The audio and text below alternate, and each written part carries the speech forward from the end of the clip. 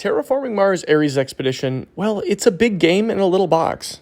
This is a solid entry in the kind of recent trend of taking big box games and shrinking them down.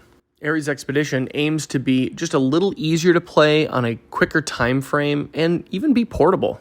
It tries to do this, all while giving you the same feeling state you would get from the big game. As my good friend Brad Pitt asks, what's in the box? Well, for my opinion, a hell of a lot of joy. In Ares Expedition, up to 4 players are going to sit around Mars. They're going to work on their own boards primarily, draw cards, and use them to make a little engine. The ultimate goal of that is getting resources that they can use to cooperatively make Mars more habitable. The game ends when there's enough oxygen, the temperature is hot enough, and all those tiles in the middle have been flipped to oceans. So each player gets a corporation they get to be, which determines your starting resources and gives you some unique ability.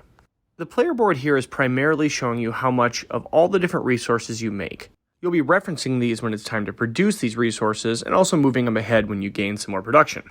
These resources are used to pay for the cards in your hand, and there's various types that you want to go for, but essentially most of them revolve around creating an engine. Like a lot of card games, the more that you put down in one kind of thematic area, the better you produce. So you might focus all your time in making plants and raising the oxygen. Now, each player has cards in their hand numbered 1 through 5 that correspond to the 5 potential phases you can do in a round. You're going to play one secretly face down in front of you. That's your choice for the round. What do you want to do? Other players are also going to make their choice and put it face down. You all reveal at the same time, and that's all that's going to happen during this round.